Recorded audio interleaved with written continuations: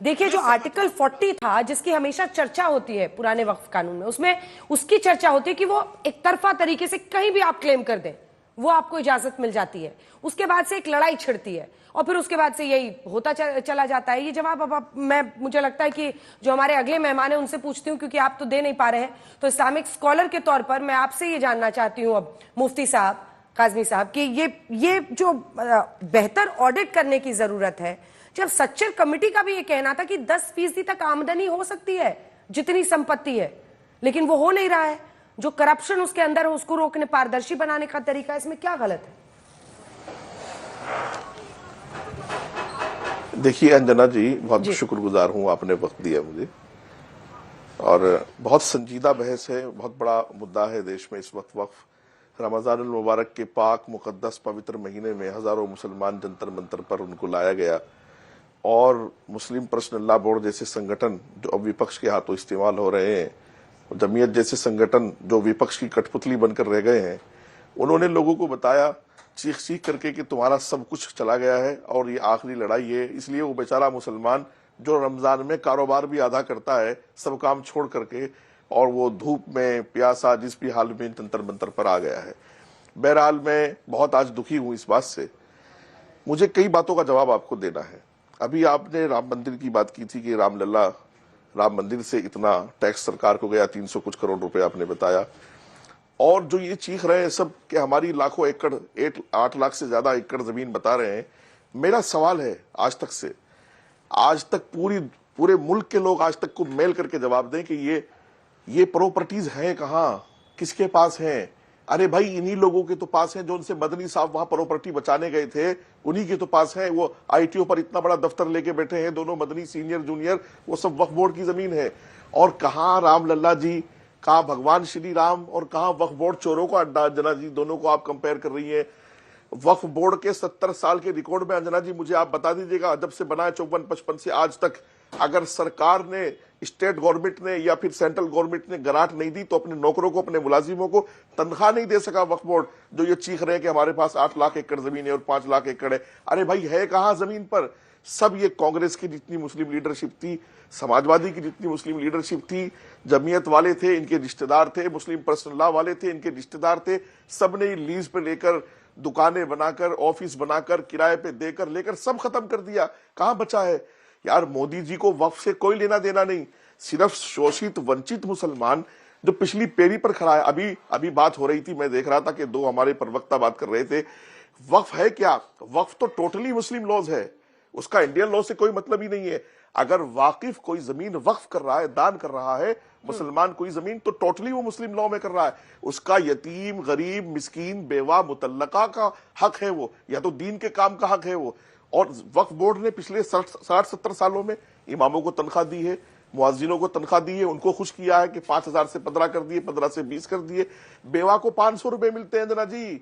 अब छोटे छोटे यतीम बच्चों को 1000 रुपए का स्कॉलरशिप नहीं दे पाइए, कोई एजुकेशन संस्थान नहीं दे पाइए, और तो कोई चैरिटी नहीं कर पाए, कोई मुफ्ती साहब कांग्रेस पार्टी के नेताओं पर और समाजवादी पार्टी के नेताओं पर आरोप लगा दिया। इसके बाद में वारिस भाई आ रही हूं आपके पास। कौन से नेता, मतलब नाम लेना होगा ना, क्योंकि बहुत ये गंभीर आरोप है। मैं जांच करा रहा हूं, मैं कह रहा हूं ना, मैं नाम लगा रहा हूं ना, मैं नाम ले रहा हूं ना। आप ये देखिएगा कि जब आजम खान थे वहां मंत्री, तो कितने रिश्तेदारों के पास वक्फ बोर्ड की जमीन है। मैं अगली बार लिस्ट लेकर के आ जाऊंगा, और मैं हर स्टेट की बता सकता हूं, जिस स्टेट में आप चाहे। मैं हरियाणा की बता दूंगा, जितना छोटा स्टेट है। पंजाब की बताऊंगा आपको कि पंजाब में तो यूपी से जाके लोगों ने, अमरिंदर सिंह कैप्टन जब मुख्यमंत्री होते थे, जाके यूपी के लोगों ने जाके अहमद पटेल से फीस करा कर। एक बार आलोक जी और अनुराग जी इस पर जवाब देना चाह रहे हैं। आलोक जी, नहीं, नाम बताइए ना, इसके बाद आ रही हूँ। आलोक जी, छोटा जवाब डिबेट में आके कुछ भी आए बाएं। अरे आजम खान का नाम लिया उन्होंने, रुक जाइए। आलोक जी को बोल लेने दीजिए, फिर मैं आ रही हूँ अनुराग जी। नहीं, देखिए तुरंत आऊंगी। आलोक जी, देखिए 3-4 विषय यहाँ पर अंजना जी उठकर आए हैं। सबसे पहले आपने कहा कि सूरत में मान लीजिए कोई सोसाइटी में एक फ्लैट कोई बेचकर वक्फ के नाम करके चला गया, तो वहां पर दरगाह खुल जाएगी, या जो भी आपने कहा मस्जिद खुल जाएगी। मेरा कहना है कि कोई भी वक्फ की प्रॉपर्टी है या कोई भी प्रॉपर्टी है, उसका लैंड यूज वहां की कॉर्पोरेशन डिसाइड करती है, वक्फ बोर्ड डिसाइड नहीं करता है। अगर वो रेजिडेंशियल फ्लैट है तो रेजिडेंशियल फ्लैट ही रहेगा, उसमें मस्जिद नहीं बन सकती। अगर आप वहां पर कह रहे हैं कि साहब वहां की सूरत की म्युनिसिपैलिटी की जो बिल्डिंग है उसके ऊपर वक्फ ने कब्जा, उसमें दावा ठोक दिया, अगर म्युनिसिपैलिटी की बिल्डिंग के पास अपने लैंड डॉक्यूमेंट्स हैं तो वो सीधा हाई कोर्ट सुप्रीम कोर्ट जाएंगे। ऐसे कैसे कोई दावा ठोक देगा? आज तक की बिल्डिंग के पास अगर नोएडा अथॉरिटी के पेपर्स हैं और कोई भी जाकर वहां पर वक्फ वाला कहे कि आज तक की बिल्डिंग मेरी है, तो क्या आज तक की बिल्डिंग उसकी हो जाएगी क्या? ये सीधा सीधा हाई कोर्ट और सुप्रीम कोर्ट की तौहीन करना है। ठीक है। अब बात आती है कि साहब कांग्रेस वालों के पास है, बीजेपी वालों के पास है, फलाने के पास है, ढिकड़े के पास है। भाई एज पर लॉ मैंने कहा अभी कमर्शियल प्रॉपर्टी में 10 साल तक के लिए लीज पे ले सकते हैं, रेजिडेंशियल प्रॉपर्टीज में 30 साल तक ले सकते हैं। और ये केवल वक्फ बोर्ड में नहीं, जो हिंदू मंदिरों के ट्रस्ट हैं उसमें भी बहुत सारी प्रॉपर्टीज पर संस्थान चलते हैं। मेवात के अंदर बाबा लालदास के नाम से 30 साल की लीज पे चलता है। 30 साल क्योंकि मिनिमम रिक्वायरमेंट होती है सेंट्रल काउंसिल्स के लिए, इस साल इसलिए 30 साल रखा है। अगर आप आजम खान जी की भी बात करते हैं, मुझे नहीं पता उनकी प्रॉपर्टी का, लेकिन मुझे नहीं लगता कि उनकी यूनिवर्सिटी को बने हुए 30 साल हो गए। अगर वो 30 साल के बाद भी उस पर रहते हैं तो जरूर है कि उसको या तो अमेंडमेंट कराना होगा। ठीक है, ये बेकार ठीक है। आजम खान के लिए अब अनुराग जी बोलेंगे। अनुराग जी और काजी साहब को दिखा दीजिए। देखिए वो सीधा कह रहे हैं कि आजम खान के पास वक्त की जमीन है। अंजना जी, कुछ लोगों की आदत होगी, वही तो कर, कुछ लोगों की आदत होगी टीवी डिबेट में आके आए बाएं साएं बोल देना।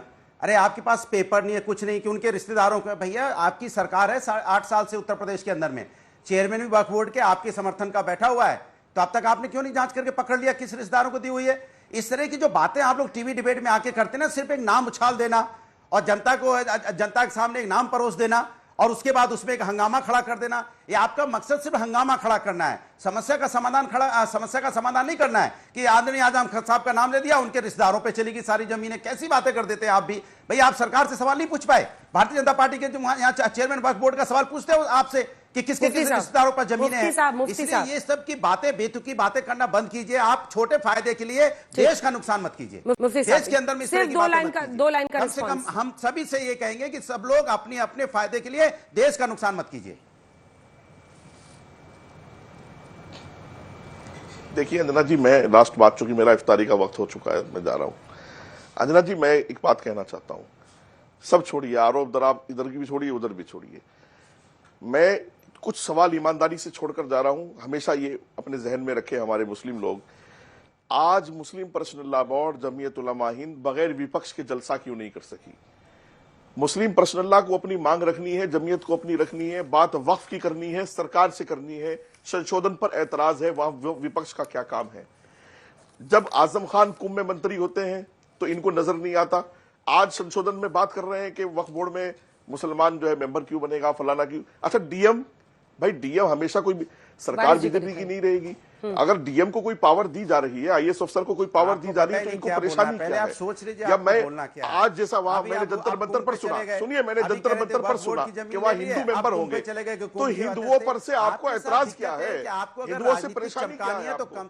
यार जिस देश में हम रहते हैं वहां खाना पीना, उठना बैठना, राजनीति सब हमारा हिंदुओं से है। अगर बोर्ड में हिंदू आ जाएगा तो हमें क्यों ऐतराज है, क्यों नफरत है हिंदुओं से? आज तो खुल करके बोला हुआ लोगों ने कि हिंदू मेंबर क्यों होगा, हिंदू मेंबर क्यों होगा।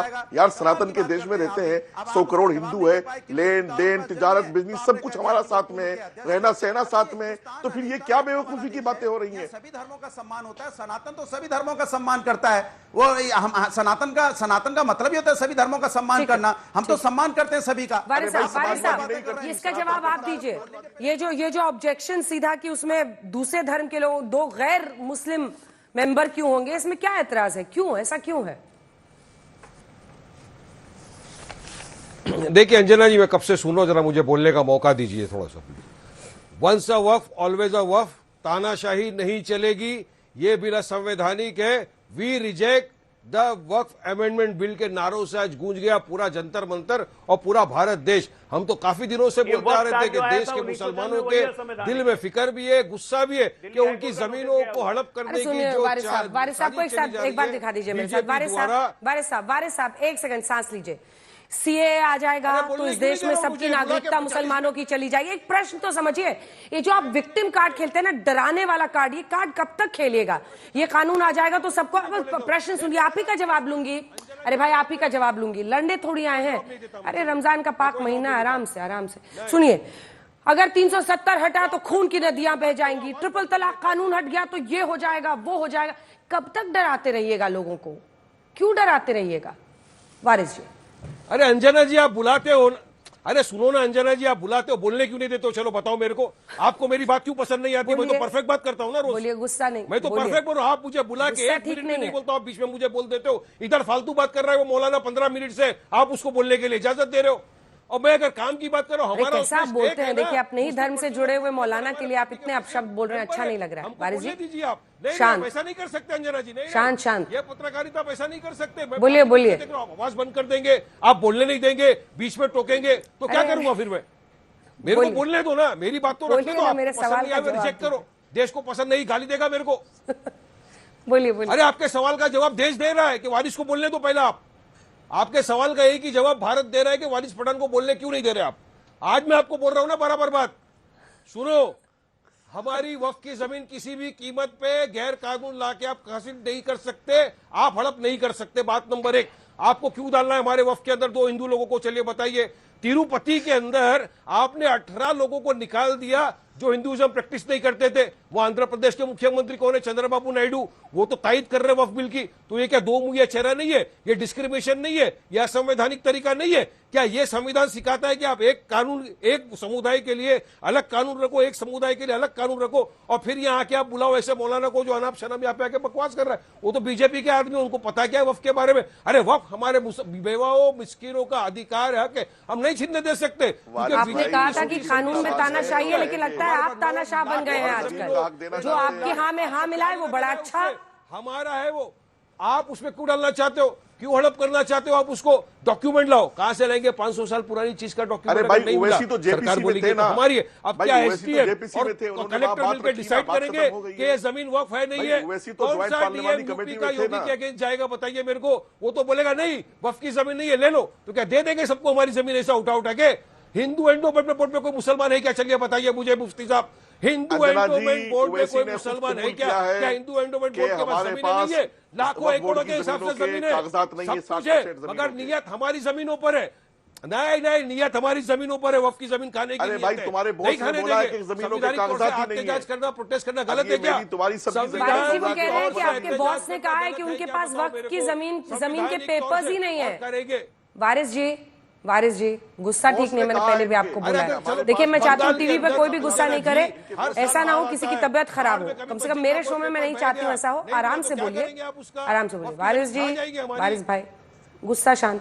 वो कह रहे हैं आपके बॉस के पास पेपर्स ही नहीं है वक्फ के। और अब बताइए संभल पुलिस चौकी की जमीन को वक्फ की जमीन, ये तो वैसी साहब ने कहा है ना, क्या सपोर्टिंग पेपर्स है? मतलब कुछ भी लड़ाई लगाते रहो, दुश्मनी पैदा करते रहो, वैमनस्य फैलाते रहो, फिर तो कोर्ट कचहरी में मामला चलता ही रहेगा। पहले एक दावा ठोक दो, उसके बाद से एक लड़ाई, एक दरार पैदा कर दो। ये ठीक थोड़ी है। इसका जवाब दीजिए आप मुझे वारिस जी। ये जो झूठा गलत वहम और भरम फैलाया जा रहा है बीजेपी द्वारा, ये गलत है। ये बीजेपी झूठ फैला रही है कि अब जमीन, अरे अगर किसी ने कहा है कि ये वक्फ की जमीन है, क्या वारिस पठान ने बोला कि अंजना जी जो स्टूडियो पे बैठे वो जमीन वक्फ की है, मेरी जमीन नहीं बोला ना मैंने? अगर कोई बोल रहा है तो डॉक्यूमेंट है। वक्फ का ऐसा नहीं होता। अगर कोई वक्फ करता है, नोटिफिकेशन होता है, गैजेट होता है, उसके बाद में जमीन वक्फ की जाती है। ये सिर्फ झूठ बोल के नहीं नहीं लोग का ऐसा है इसलिए हमको आदमी बिठाने हैं वहां पे। अरे नहीं नहीं, मुसलमान लोग ने इतनी सारी जमीन कैसे आ गई इनके पास? अजय जल्दी से आप जवाब दीजिए सबकी बातों का। कुल मिलाकर आरोप आपकी सरकार पर है कि आप लोग जमीन छीन रहे हैं। आप बस एक लाइन की बात है, बाबा साहब के संविधान में कभी भी वक्फ एक्ट का कोई जिक्र नहीं था। नंबर 1, अगर मुसलमान होने के नाम पे वक्फ एक्ट बनाया गया है तो बिल्कुल गलत था, क्योंकि हमारा आर्टिकल 15, 16, 29, 300 सब ये कहता है कि अगर एक माइनॉरिटी को दोगे तो सबको दो। फिर सबके लिए एक्ट क्यों नहीं बनाया? लेकिन जो पॉइंट था आलोक शर्मा जी का, अनुराग जी का, उसको एड्रेस कीजिए कि विपक्ष के लोगों की बातों को क्या शामिल नहीं किया गया है। अगर नासिर हुसैन उस कमेटी में थे, उनके डिसेंट नोट को नहीं शामिल किया गया है, क्या रिपोर्ट में ही गायब कर दी गई है विपक्ष की बात को? नहीं, बिल्कुल नहीं अंजना जी, बिल्कुल नहीं।